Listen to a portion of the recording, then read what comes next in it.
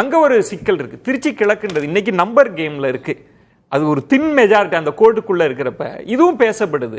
இப்ப திருச்சி கிழக்குன்றது வந்து விசிக தாவேகாவனுடைய இடம்ல. அதை நீங்க விசிகாவுக்கு கொடுத்து அப்படின்னா ஒரு நம்பரை நீங்க அங்க எக்ஸ்ட்ராவா கொடுக்குறீங்கன்ற ஒரு அர்த்தமும் இருக்கு. இந்த காட்சிகள்லாம் நீங்க என்ன எப்படி புரிஞ்சுக்கிறீங்க? என்னதான் நடக்குது? அவ்வளோ இருக்கு பேசுறதுக்கு. 5 நிமிஷத்துல எவ்வளவு பேச முடியும்? சின்ன சின்ன புள்ளிகளா முக்கிய புள்ளிகளை டைம் கொடுங்க. திருமாவளவனை வந்து நீங்க டெபுட்டி சீஃப் மினிஸ்டர் ஆக்கிட்டு திருச்சி கிழக்கிலோட நிக்க வைக்கலாம். இல்ல திருச்சி கிழக்குல விஜயோடைய எம்எல்ஏ சீட்டை ரீட்டைன் பண்ணிட்டு பெரம்பலூரோட நிக்க வைக்கலாம். It deserves it. திருமாவளவனுடைய ஆளுமைக்கு, அவருடைய அறிவுக்கு, அவருடைய பேச்சு திறனுக்கு, அவருடைய போராட்ட குணத்துக்கு நிச்சயமா கொடுக்கலாம். அது நடக்குமா என்னங்கிறத நம்ம பார்ப்போம். அது அடுத்த கட்டம் போவோம். ஆனால் விஜயன் வந்து இன்னைக்கு வந்து அதை விட முக்கியமான டாக்கிங் பாயிண்ட் வந்து திமுக அதிமுகவுக்கு ஆதரவு கொடுப்போம்னு சொன்னது. அதை நம்ம பேசணும். ஆக்சுவலாக நீங்கள் 2வது தலைப்பே அதை தான் வச்சிருக்கணும்னு நினைக்கிறேன். பேபி வந்து பட்டவர்த்தமா வெளில சொல்லிட்டாரு. நேத்து அதையே வச்சு பேசணும். ஓகே, நேத்து பேசுனீங்க. அது வந்து இன்னும் கொஞ்சம் உங்களுக்கு இப்போ வந்து அடுத்த கட்டத்துக்கு போயிருக்குது. ஏன்னா இப்ப 2 ஆப்ஷன் தான் இருக்கு தமிழ்நாட்டில். ஒன்னு தாவேகா ஆட்சி, அப்படி இல்லைன்னா அதிமுக திமுக சேர்ந்து ஒரு அமைக்கக்கூடிய ஒரு கூட்டணி ஆட்சி. அது அந்த அதிமுக தலைமையிலான ஆட்சி ஏன் நடக்க சான்ஸ் இல்லைன்னா லெஃப்ட் கிளியரா சொல்லிட்டாங்க, எங்களுடைய 4 மெம்பர்ஸ் வந்து அந்த அந்த ஆட்சிக்கு நாங்க ஆதரவு கொடுக்க மாட்டோம். திமுக எங்கள்கிட்ட கேட்டாங்க, திரு ஸ்டாலின் எங்கள்கிட்ட கேட்டாரு, நாங்க அவுட் சைட் சப்போர்ட் கொடுக்க போறோம், நீங்க என்ன பண்ண போறீங்க அப்படின்னு கேட்டபோது நாங்க முடியாதுன்னு சொல்லிட்டாங்க. ஸோ அவங்களுக்கு மெஜாரிட்டி கிடைக்காது. 4 இல்லைன்னா 116 தான். எங்கள்கிட்ட 114 இருக்கு, மீதி 120 இருக்கு. அதில் 4 கழிச்சிங்கன்னா 116. ஸோ எடப்பாடி பழனிசாமி அவர்கள் திரும்ப சீஃப் மினிஸ்டர் ஆக முடியாது. அந்த சான்ஸ் போயிடுச்சு. ஒன்று விஜய் ஆட்சிக்கு வரணும், இல்லைனா எலெக்ஷன். அது மட்டும்தான் என்னை பொறுத்த வரைக்கும் இப்போதைக்கு இருக்கிற ஆப்ஷன். திருமாவளவன் கடந்த 6 மாதங்களாக பட்டிருக்கிற அல்லல் வந்து உண்மையிலேயே அவங்க அம்மாவுக்கு பெரிய வேதனையாக இருக்கும். அவர் முகத்தில் நிம்மதியே இல்லைங்க. எனக்கு ரொம்ப ரொம்ப அது வேதனையாக இருக்குது. ஒரு எலெக்ஷனுங்கிறது என்ஜாய் பண்ணுற ஒரு பீரியடு. அவர் கேண்டிடேட் செலெக்ஷன் பண்ணுறதுலேருந்து எலெக்ஷன் முடிஞ்சதுக்கு அப்புறம் இங்கேயும் ஓடிக்கிட்டே இருக்காரு. அவர் வந்து கிளியராக சொல்லிட்டாரு, நான் 2021 சட்டமன்ற தேர்தலில் போட்டிடணும்னு விரும்பினேன், நான் இப்போ போட்டியிட போறேன். இதை பிரில்லியண்டாக கணிச்சது திருமாவளவன் தான். எலெக்ஷனுக்கு அப்புறம் இங்க வந்து பிரச்சனை ஏற்படும், பிஜேபி வந்து இங்க வந்து ட்ரபிள்டு வாட்டர்ஸ்ல ஃபிஷ் பண்ண ட்ரை பண்ணுங்க, நான் சட்டமன்றத்தில் இருக்கணும். அற்புதமான எங்க பிரதீப் குப்தாவோட பெரிய போல்ஸ்டர் வந்து திருமாவளவன் தான். ஓகே, அற்புதமா சொல்லி நான் நிக்க போறேன்னாரு. அவர் ஏன் பின்வாங்கினாரு, எதற்காக பின்வாங்கினாருங்கிறத திருமாவளவன் சொல்லணும். சொன்னாரு, என்ன சொன்னாரு, சொல்லியிருக்காரு. அது வந்து திமுக பிரஷர் கொடுக்கல. இல்ல, அதுதான் அவர் சொல்லியிருக்காரு. அதை நீங்க கவனிக்க மறந்துட்டீங்க ரகு. அவர் பிரச்சாரத்துல பேசினதை நான் உங்களுக்கு சொல்றேன். திருமாவளவன் அவர்கள் வந்து எம்ஆர்கே அவரை பன்னீர்செல்வம் வச்சுட்டு பேசினாரு. நான் நிக்கணும்னு முடிவு பண்ணிட்டேன், நான் யாருடைய பேச்சை கேட்டும் பின்வாங்குகிறவன் அல்ல, நான் நிக்கணும்னு முடிவு பண்ணிட்டேன். 2 கேள்வி இருந்தது.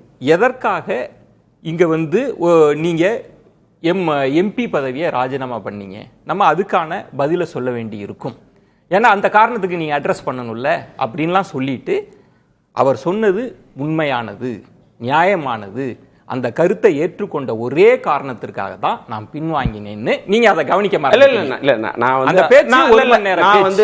வந்து இவர் திருமாவளவனுடைய இதை வந்து நான் கவனிச்சேன். நான் வந்து அதை தாண்டி இருக்குன்னு நான் நினைக்கிறேன். திருமாவளவன் போட்டியிட போறேன்னு சொன்ன உடனே திமுகவை ஆதரிக்கும் பலர், முற்போக்கு பேசும் பலர் திருமாவளவனை கிரிட்டிசைஸ் பண்ணாங்க. நாங்க 200 சீட்டு ஜெயிக்க போறோம்னு நினைச்சுக்கிட்டு இருக்கிறோம், அந்த நம்பிக்கையை குலைச்சிட்டாரு. சரி, சிதம்பரம் தொகுதிக்கு யாரு செலவு பண்ணுவா, இது யாரு திமுக ஆதரவாளர்கள் கேக்குறாங்க. நீங்க சட்டமன்ற தொகுதி நீங்க திருமாவளவன் பேச்சில இருந்து பேசுங்க. இல்ல, நான் என்னுடைய திருமாவளவன் சொன்னா அவரே திருமாவளவன் சொல்லிட்டாரு. பட் அதையும் தாண்டி இப்ப நம்ம ஒரு இன்ஃபர் பண்றத நம்ம வேலை. நான் வந்து அவரு கம்ப்ளீட்டா போய் சொல்லிட்டாருன்னா சொல்ல, இதுவும் காரணமா இருக்கலாம்.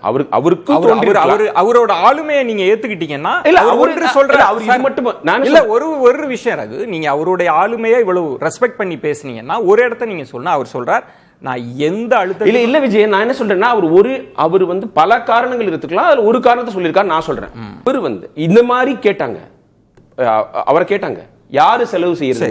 ஒரு சட்டமன்ற தொகுதியில் 50 கோடி ரூபாய் நீங்க செலவு செய்றீங்க, ஒரு ஆக பெரும் தலித் ஆளுமைக்காக இன்னொரு 50 கோடி ரூபாய் அந்த இதுல செலவு பண்ணுங்களேன். பார்லிமெண்ட் எலெக்ஷன்ல என்ன குடிமொழி போயிட்டு போகுது, அவர் வரணும்னு நினைக்கிறாரு, வந்தா டெபுட்டி சீஃப் மினிஸ்டர் ஆகிறதுக்கான வாய்ப்பு இருக்கு. வந்திருந்தாரு இல்ல, நீங்களா ஒன்றை சொல்லிட்டு திமுக மேல அப்படி சொல்லல.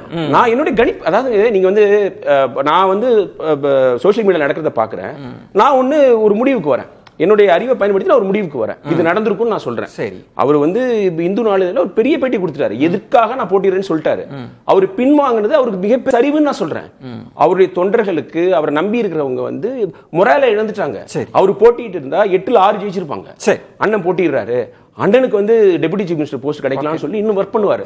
அவரே சொல்லியிருக்காரு. நீங்க சொல்ற அதே திருமாவளவன் நம்முடைய தோழர்கள் தோழமை கட்சிகளுக்கு சரியா ஒர்க் பண்ணுங்கிற ஒரு செய்தி எனக்கு வந்திருக்குன்றார். இதையும் நீங்க கன்சிடர் பண்ணணும். அப்புறம் இது ஒரு ஹிஸ்டாரிக் ஆப்பர்ச்சுனிட்டி. தமிழ்நாட்டில் ஒவ்வொரு 5 வருடங்களுக்கு தேர்தல் வரும், யாராவது முதல்வர் ஆவாங்க, நிறைய மினிஸ்டர் ஆவாங்க. ஆனால் அந்த மினிஸ்ட்ரியில போன அமைச்சர்கள் இருந்த தலித் அமைச்சர்கள் மட்டும் வரவே மாட்டாங்க. நம்ம அப்படிப்பட்ட பெரியார் மண். அவங்க எம்பவர்மெண்ட்டை மட்டும் நம்ம பெருசா வளர்க்கவே மாட்டோம். நான் ஹிஸ்டரியோட நான் காமிக்கல. இப்ப நீங்க இங்க என்ன சொல்ல வரீங்கன்னா, இப்ப விசிக்க துணை முதலமைச்சர் பதவி கொடுப்பாங்கன்னு சொல்ல வரீங்க. அதாவது தலித் இன்டெலெக்சுவல்ஸ் என்ன சொல்றாங்கன்னா, இந்த வாய்ப்பு கிடைக்கவே கிடைக்காது. ஏன்னா இல்ல சார், அது கேட்டாச்சு. அவரு அந்த பதிவுகள்லாம் அதான் தெரியுது நமக்கு. இல்ல வரட்டும், வந்ததுக்கு அப்புறம் எனக்கு நான் நம்ப மாட்டேன். எனக்கு வந்து தமிழ்நாட்டில் அந்த தலித் சமுதாயத்தை சேர்ந்தவர்களுக்கு முதலமைச்சர் பதவி கிடைக்கும், ரெவென்யூ மினிஸ்டர் கிடைக்கும், மின்சாரத்துறை கிடைக்கும், உள்ளாட்சித்துறை கிடைக்கும், நீங்க காமிச்சாதான் நான் நம்புவேன். நான் வந்து சொல்றேன், இப்ப திமுக ஆட்சியில் ஒன்னே எனக்கு இது மட்டும் சொல்லுங்க. நீங்க வந்து நியூஸ் தான் உங்களோட லைஃப். 2021, 25, 26 வரைக்கும் 4 மினிஸ்டர் தலித் மினிஸ்டர் இருந்தாங்க. மதிவேந்தன், கயல்விழி, கணேசன், கடைசியா கோவி செழியன். அந்த 3 பேர் குரல் நம்ம நேர்களுக்கு தெரியுமா? அவங்க குரல் நீங்க பிளே பண்ணிட்டு இது யார் குரல்னு கேட்டு ஒரு குவிஸே வைங்க. எத்தனை பேருக்கு தெரியும்? என்ன காரணம்? முக்கியமான துறை அவங்களுக்கு கிடையாது. கடைசியா திரு ஸ்டாலின் வந்து கோவி செழியனை வந்து உயர்கல்வித்துறை அமைச்சராக போட்டார். அவர் வந்து ஒரு இந்த எலெக்ஷன் பிரச்சாரத்துக்கு அழுதுகிட்டே சொன்னார், எனக்கு வந்து இந்த மாதிரி ஒரு நிலையில தான் வந்து எனக்கு கொடுத்தாங்க. ஏன் கொடுக்கல? ஏன் முன்னாடியே கொடுக்கல? 2021 சார் நம்ம போஸ்ட்மார்ட்டம் பண்ணிட்டே ஆராசாவுக்கு கொடுத்தாங்க.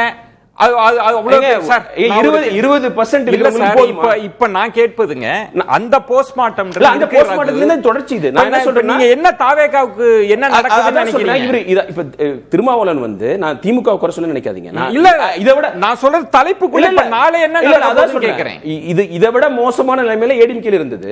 இப்போ ஒரு வரலாற்று ஆப்பர்ச்சுனிட்டி கிடைக்குது, இதை பயன்படுத்திக்கணும். சில பேர் என்ன சொல்றாங்கன்னா, இந்த எலெக்ஷன் ரிசல்ட்ல பட்டியலின மக்கள் பெருவாரியான அளவுல விஜய்க்கு வாக்களித்திருக்காங்க.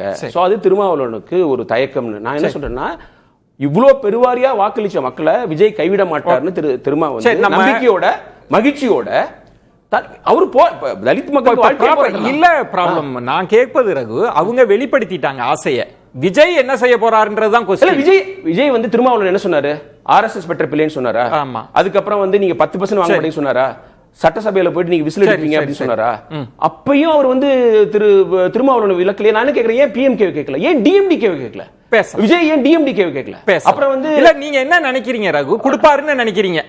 கொடுக்கணும்னு நினைக்கிறேன். ஆனா அவரு ஏடிஎம்கே டிஎம்கே மாதிரி இருந்தா கொடுக்க மாட்டாரு.